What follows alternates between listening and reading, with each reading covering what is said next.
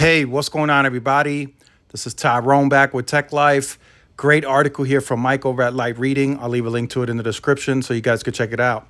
So this is going to be a pretty big topic over the next few months. What's going to happen? All eyes on T-Mobile and the 800 megahertz auction. So a lot of people are discussing back and forth. And of course, I want to hear from you guys in the comments. Do you guys feel like T-Mobile would rather keep the spectrum or sell it for the 3.6 billion or 3.5 billion, whatever the target price is for the auction? So there are some people saying that utilities are looking into maybe getting the additional 800. Some utilities companies, they've been buying low band. Some participated in the 600 megahertz auction. So naturally you would think, okay, maybe utilities are going to look into it, right? Some are saying this is a perfect opportunity for Verizon to gain more low band. So I want to clarify that a bit more. So Verizon already has low band. They have band 13, 700, and they got 850 band 5. The 850 megahertz band 5, they do not own that nationwide. So that's been a bit of a problem there, right? It's not nationwide. Band 13, 700, 10 by 10 is nationwide, but it's not a certified NR band just yet. Or who knows if it will be in the future. Who knows, right? So Verizon needs a clean low band NR channel that they can just dedicate to 5G. They don't have that today. Their 850 handles a lot of traffic on LTE, and so does their 700. So 700, even if it was a certified NR band, they would not split it. Right, they gave up on DSS. We're seeing that now. So their only coverage layer is, you guessed it, C-band.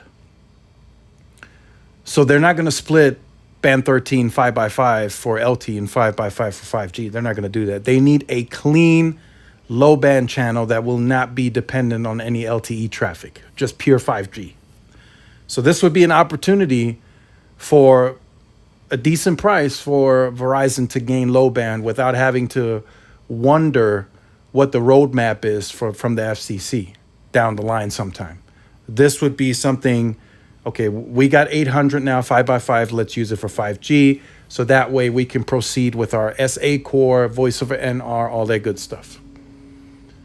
So that's an opportunity. AT&T, they really don't need more.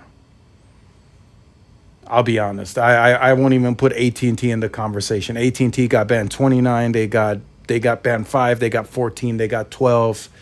They have enough. They can make do. They can move NR band 14 over to NR. They can make do. They can make it work. So they don't need, in my opinion, they don't need any additional low band. And if they did get more, it might set off the radar with the FCC.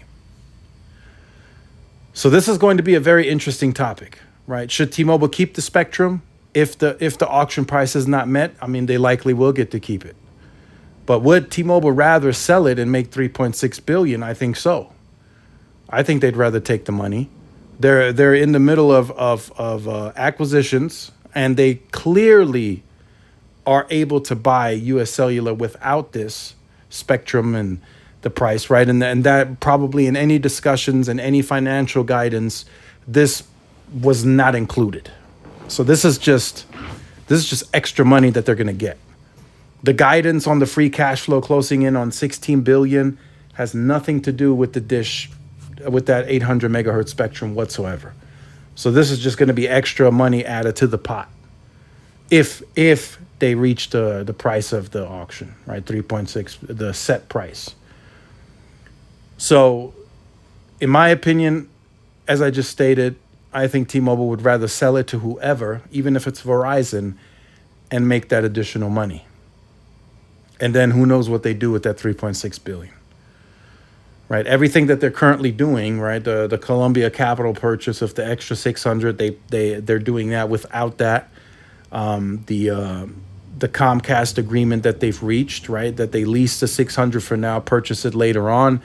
That didn't include that additional money that they may get. So nothing that they have done so far included any of that money. So that's just, like I said, that's just really just extra money that could further increase capex, maybe fiber, right? They could get into some more agreements with some fiber players to lease back.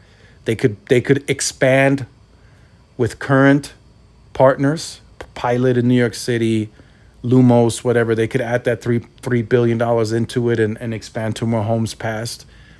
All that's it's a possibility with that additional money, right? But if they don't, right, let's just say they don't reach the auction price, they don't auction it off, they get to keep 800, then maybe they make use of it later on down the line sometime on 5G.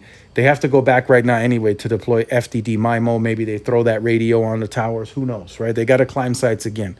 They want to eventually deploy C-band and DoD where they have it. So they got to climb sites again regardless. So maybe they throw that radio onto the sites when they do those additional climbs. Who knows? It's all a possibility right now, but this is going to be a very, very, very interesting topic over the next several months. And whoever buys it, right, if it's Verizon, then, whoa, congratulations. Verizon would now have a single low band layer specifically dedicated for just 5G. That's what they would use it for. They would not put that spectrum on LTE whatsoever.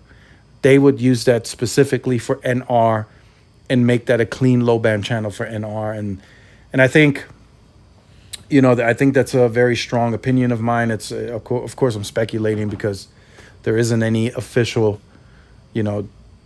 document out there that states that. But I'm making a very strong, educated guess here that Verizon will use that spectrum for straight NR if they choose to buy. And I think they need to. Per my personal opinion, I think they should buy this 800.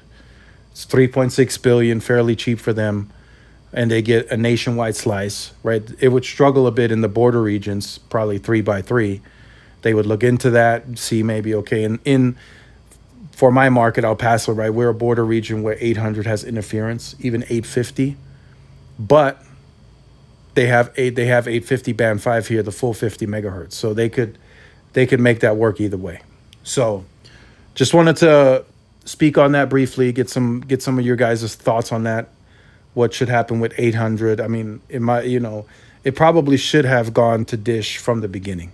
800 megahertz should have just been given to Dish as part of the condition and call it a day. Right? Dish was already in financial troubles before this, and now you're going to make them pay $3 billion for spectrum that they can't afford. I mean, it should have just been part of condition that T-Mobile gives them the spectrum, but that's not how it went. So we'll see what happens. Let me know your thoughts in the comments. Like, share, subscribe if you're new. Follow my social media outlets. This is Tyrone with Tech Life. See y'all in the next one. Peace.